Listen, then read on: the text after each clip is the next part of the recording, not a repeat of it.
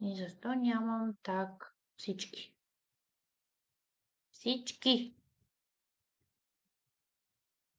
да им излиза.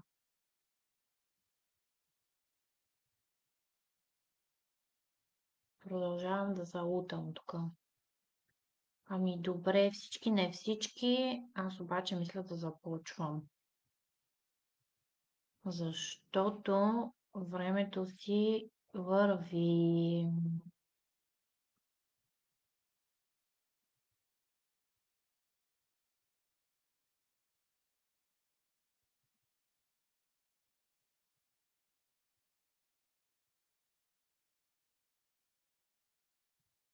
Хм.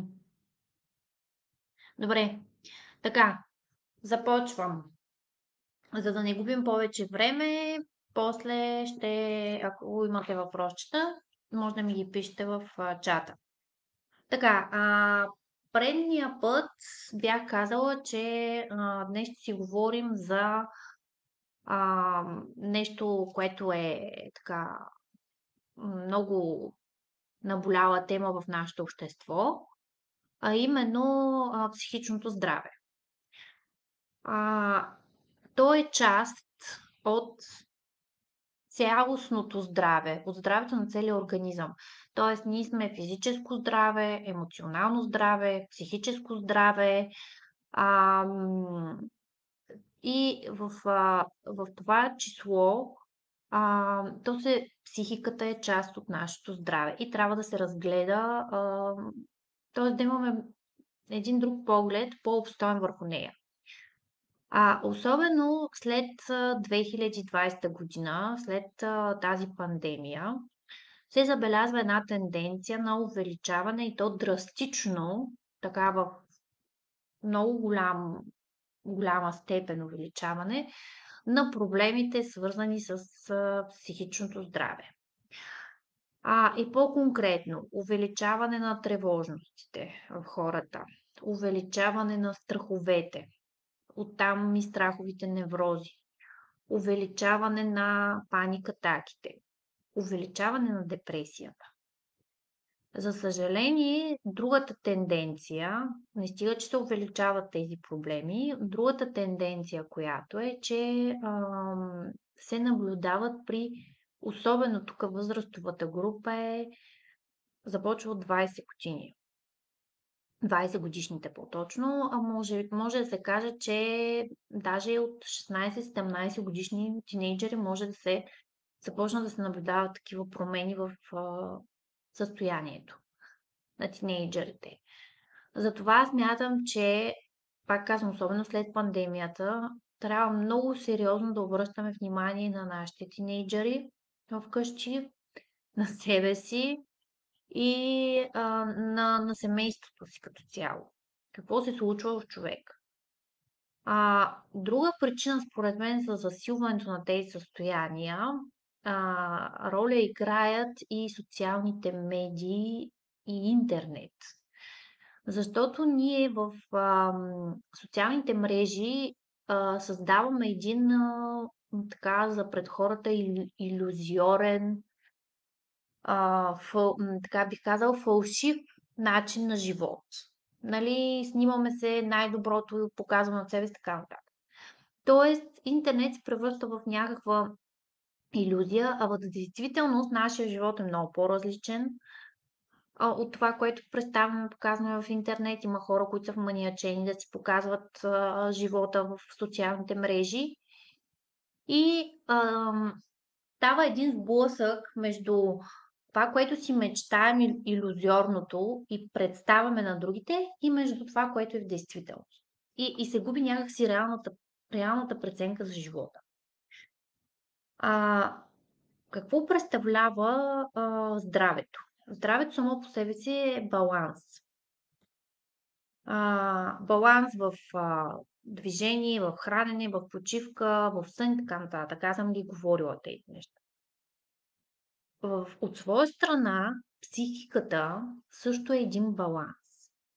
Когато човек започва да наблюдава, примерно, че не се чувства добре, обикновено, когато баланс в нашите емоции, в нашите мисли, нашите преживявания, балансът е нарушен. Ето тук горе в главата, балансът е нарушен. Тогава може да започнат да се наблюдават такива тревожности и промени. На второ място, този баланс се нарушава, когато имаме така наречения бърнаут.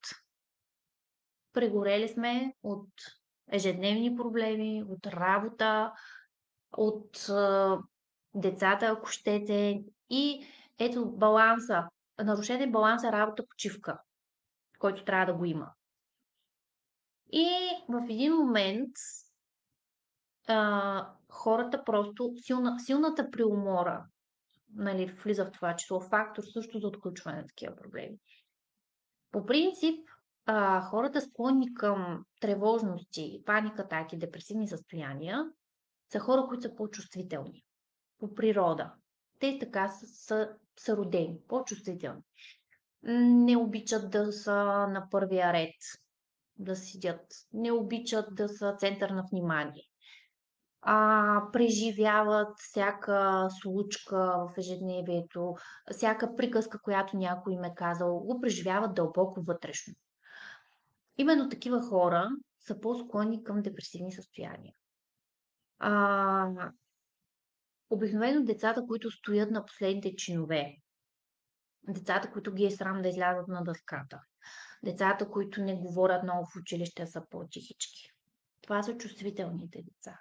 И те, ако не им се обърне внимание, нали, тази чувствителност да не им пречи в живота, може след време да прерасне в някакъв проблем. Така. Другата причина, тук си имам мини записки, другата причина може да се крие в, казахме, стрес, работа в семейството, ниско самочувствие.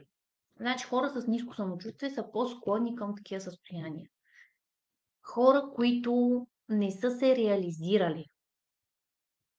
Тоест, той може да има работа, да има някакви доходи, но не се чувства реализиран, не се чувства успешен, не се чувства удовлетворен.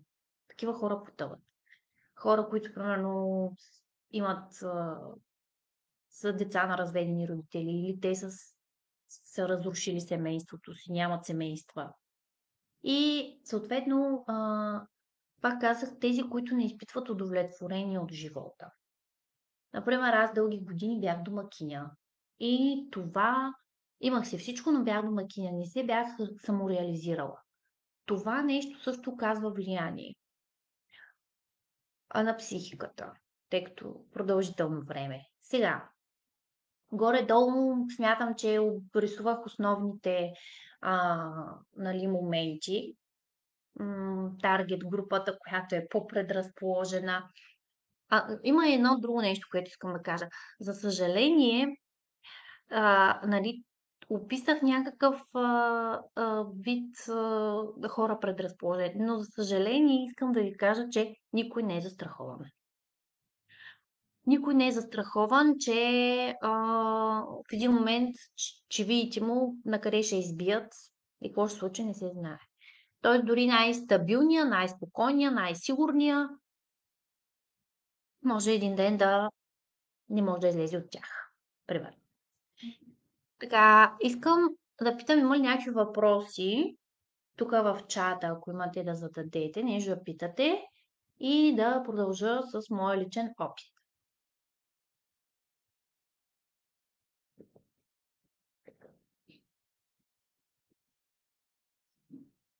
Само да видя тук.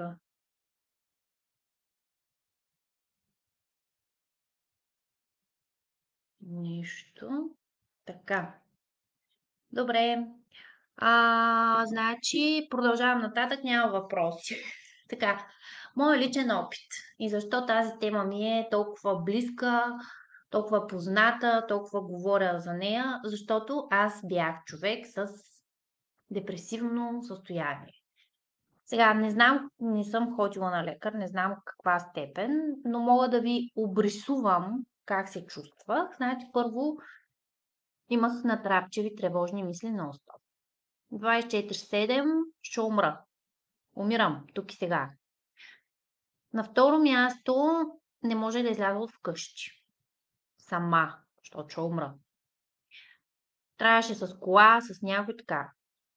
Трето място, бях отслабнала супер много. Нали? Ядях, обаче все едно, че храната не ми отиваше там, където трябва да отиде. Нямах много спокоен сън, имах чести събуждания, едни такива спазми в слънчевия сплит. А, Страхувах се да вляза сама в банята, да се изкъпя и да се заключа, да не би да оставам вътре. За ходене по магазини тип Kaufland, Lidl, молове, абсурд. Беше невъзможно. Там сред хората на големи пространства още повече умирах. И така си умирах, докато в един момент установих, че нещо не е както трябва. Не е нормално да се чувствам така. На всичко отгоре не бях фокусирана, нямах добра памет, концентрация, изобщо някъде там на друго място бях. А това си лечеше и по погледа ми. Аз като се погледнах в огледалото, виждах един мътен поглед.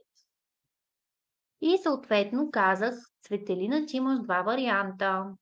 Или антидепресанти, които всички знаят, че не помагат и не решават проблема, или да се търсиш други начини сама. Да се оправиш, да се измъкнеш от дупката, в която си влязла и която дълбаеш навътре. И започнах да обикалям. Ходих на църкви, манастири, не че ги отричам, едно прекрасно място са. Ходих на радиестезисти и всякакви нали, хора, каквито се сетите. А, Четях молитви, много неща. Книги, духовна литература. И в един момент успях да се добера, буквално успях да се добера до доктор Папазова. Не знам дали сте я чували, 2019 година да отидеш при нея беше просто, не знам, руска рулетка. Тук има, тук няма. Успях да отида при нея и тя тогава ми даде доста неща да пия. Са последните там едни нещица написани, бяха боров прашец и бамбук. Викам, това като рецептата от лекарите, последното никога не го вземаш. Викам сега, няма вземем тези работи. Една камара пари изтърсих. И почна да я пиша, почна да се подобрявам в интерес на истината, но не е това, което исках да бъда. В смисъл, окей, се чувствах, но пак ме преследваха тези тревожности, пак тези мисли, пак, нали, отивам някъде, сядам в кафене или заведение, или в кино и все трябва да съм някъде близо, да съм седнала до вратата, до изхода, защото ако ми стане нещо, веднага да изляза, да избягам, да не падна, да не умра, да не ме видят хората, да не ми се смеят. Нали? Логиката. И а, Волф Прашец Памбук ми написала, съответно да, не ги взех начало и почна да й пиша, че съм добре, ама не много добре. И тогава тя ми каза, без ги тези неща или повече не ме търси. И викам, хубаво, ай ще ги взема. Отначало почнах много плахо, защото те някакви там крисани, бях чувала за тях, нищо. И тогава отначало пиех таблетки, после минах на съшетата и мога да кажа, че в рамките на 3 месеца тези състояния 80% изчезнаха. А като ви кажа 80%, значи 80%. Останаха там едни 20% да се мъжделят от време на време да ми се появяват, колкото нали, да ми покажат къде съм била. И оттам. Но, освен тези два продукта, аз ползвах и капките на доктор Бах.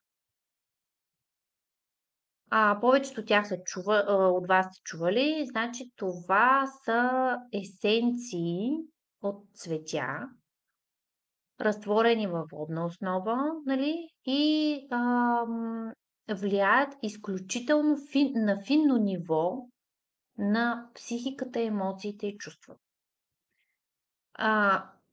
Не съм си ги купувала от аптека, направи ми ги Бахов терапевт след консултация. Много е важно индивидуалния подход тук, защото Паникатаките, окей, но аз виждам, че всеки има различни. Паникатаките са различни видове. Някои, примерно, получават задух, сърце бие. Аз такива неща не съм получавала. Трети пък, примерно, стават през нощта и хукват нещо да правят. Нали? Самите депресивни състояния са един букет и са много различни и всеки човек по различен начин ги преживява. Затова препоръчвам индивидуални направени капки на доктор Бах след консултация с бахотерапевт. И Светелинка си ги пи 3 месеца някъде, 4, и после ги спря, защото нямах нужда от тях. И третото нещо, което ползвам и до ден днешен, освен боровия прашец, естествено бамбука, които си ги пия вече 4 години, третото нещо беше B12. Има една книга, сега ще я напиша.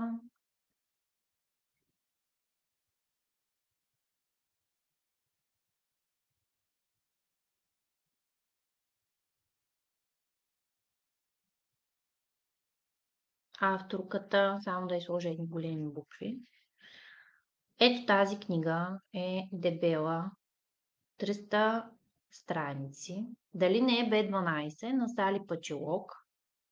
300 страници книга, в която е описано как витамин B12 и неговия дефицит влияе на абсолютно всички органи и системи, но най-вече на нерви и психика. И се оказва, че това е един простичък ефтин витамин от аптеката, който има изключително значение за нашата психика и нервна система. Ама изключително. И пък се оказва, че има една група от хора, които, аз съм в тази група хора, авторката на книгата е също в тази група хора, които генетично не могат да усвояват B12. Тоест, B12 е само в месото. Не се залъгвайте, че B12 има в прашеца, например, или в водорасли и така нататък. Не може да има там B12, защото B12 е само в месото. Да, има една групичка от хора в света, включително и аз, които да изядем 1000 кг B12, 1000 кг месо, 1 тон месо да изядем, ние не можем да усвоим B12. И затова трябва да си го набавяме постоянно. Но аз това не го знаех и много хора, предполагам, също не го знаят за себе си, че не могат да усвояват B12 и съответно при мен този витамин с годините се изчерпва и аз бях с изключително ниски стойности. Как ми ги провериха? Доктор Папазова с радиестезия ми провери стойност на B12, а в лабораториите стойностите са до 500, там единици, трябва да бъдат до 800. Така че в лабораториите са доста занижени. Ако отидете в лабораториите, всички имате B12. Значи всички имат B12 и една камара хора са с депресия. Няма логика. Така че, да. И съответно аз, за да си набавя от начало B12, си слагах инжекции. И вече на по-късен етап, след като натрупах определено ниво на този витамин, преминах на таблетки с мукане. Има в аптеките, мога да ви кажа на коя марка и фирма са най-добрите на пазара и най-добре се усвояват, или лепенки, които се лепят, нали, на кожата. Тоест, тази книга за мен е безценна, аз я прочетох и наистина един ефтин витамин може да помогне и да спести много неприятности, проблеми, а, да не кажа и диагнози, че може да спести.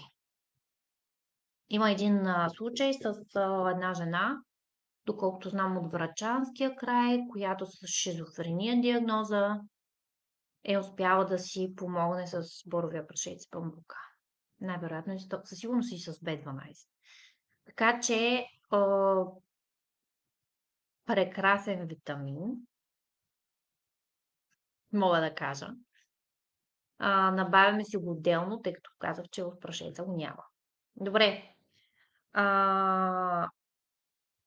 Аз си разказах историята и мога да кажа всъщност за финал, че така, благодарение на пътя, по който съм минала, успях да консултирам и ми се довериха А, един, една жена със сигурност. Сега в момента не се сещам дали има втори човек. Може и втори да има. Ми се довериха с тези три неща, ам, които ми препоръчах да си вземат. И едната жена, тъй като продължавам да поддържам контакт с нея, тя вече е много, много напред в живота, отколкото беше, когато се свърза с мен и ме помоли, нали, да й дам някакъв съвет. Искам да кажа, че и така възстановяването на хората с депресии, т.е. да се върнат към нормалния живот е един процес. И специално тези, които са се обърнали към мен, аз не им казвам: вземи си това, това, това, това и айде чао, оправяй се. Не, те нали ми имат телефона и самото минаване, нали, и задминаване на на този проблем, на това състояние е един процес. И много пъти сме водили разговори късно вечерта и рано сутринта. И нали, аз давам съвети с каквото мога. И в крайна сметка съм щастлива, че съм помогнал на един човек, но този човек ме е слушал. Защото само нали, аз да говоря, пък от другата страна да няма никаква реакция и никакво действие, няма никакъв смисъл. То е безсмислено да се прави, нали, ако човек не ми повярва. И какво друго да кажа? Нещо ми дойде на ума, обаче го забравих. Да, че точно това, че е един процес и че нещата стават, нали, отнема малко време. Всъщност, тези депресивни състояния, а, когато човек е свръхнатоварен и някакси организма му казва спри. Или другото, което ми идва на ума е кога се появяват тези състояния. Когато вървим в грешната посока. Когато пътя ни на развитие е грешния. Когато не вървим там, където трябва да вървим. Не вървим там, където душата ни иска да вървим. Не вървим там, където ни е даден пътя. Когато вървим в грешната посока, когато потискаме прекалено много себе си, потискаме се за това, потискаме се за това не мога, онова не мога, това кой какво ще каже, за онова кой какво ще си помисли, ама аз как изглеждам, ама на какво приличам в очите на хората. Потискане на нашата същност, на нашата душевност, на това, което иска душата ни, води до тотално за мен тези състояния са изключително сериозно нарушаване на вътрешния аз. Липса на любов към себе си, нали, липса на самочувствие, липса на самоувереност. Това е тотално отвътре нарушена структура на човека. Значи, отвън ти си окей, може да имаш мигли вежди, да си слаб, да караш готина кола, но отвътре си тотална разруха. Това е. А, И 31. Аз там все по-бърза. Добре, сега искам някакви въпроси, нещо да кажете, да питате. Ам, Въпроса няма да го чета на човека, в смисъл няма да прочета името на въпроса, който ми е от човека, т.е. нали, за да не се притеснявате. Може да си пишете въпросите, аз да ви отговоря така, примерно ако някой после гледа записа, може вашия въпрос да му помогне той да си отговори на неговите си въпроси. Нещо такова, нали, бъдете смели.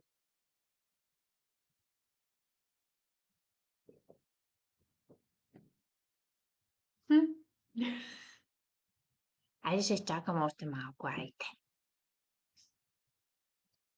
Мисля другата седмица да направя една тема за резултати. Тоест, ще си извадя най-интересните и така впечатляващите резултати от прием на боров прашец и памук и на продуктите на нова ера.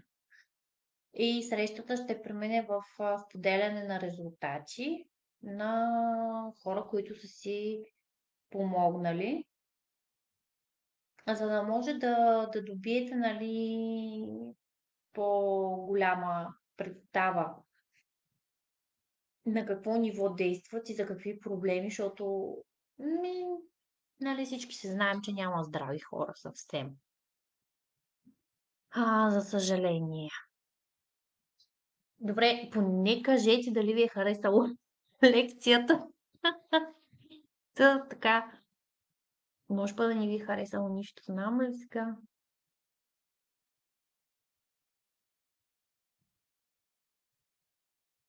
Важното е, че имам зрители, което ме радва супер много. Все пак сте си отделили от неделното време. Не вършите нещо друго, за да може да гледате и да слушате, което е браво. Днеска беше много, за мен лично много динамичен ден. А, доста така ми се събраха уикенда изяви онлайн основно. Но важното е човек да се чувства удовлетворен от свършената работа. Да си легне щастлив. Така че нещата се случват. Добре, мили мои зрители. Супер! Супер съм, добре! Ей, ще получиш награда за това, че си осмели да напишеш първия коментар. Браво! Така, аз между другото на Розито трябва да й дам награда работилница за здраве. Ми хареса нейната идея, така че по-късно ще снимам и ще кача нейната награда. Ето, тя ма слуша. Рози, имаш награда. Работилница за здраве ще се казват видеята всяка неделя от 5 часа. Направо ще ти я изпратя на това. Ще ти пусна нещата по... Да, даже са две неща. Ще ти пусна нещата по еконта тая седмица. Трябва да си запиша да ти ги изпратя. Нямаше конкуренция, Рози, и наградата отива пред тебе. Добре. Айде няма повече да отнемам от времето на всички вас. Радвам се, че бяхте тук и следващия път, пак да кажа, следващото видео ще бъде за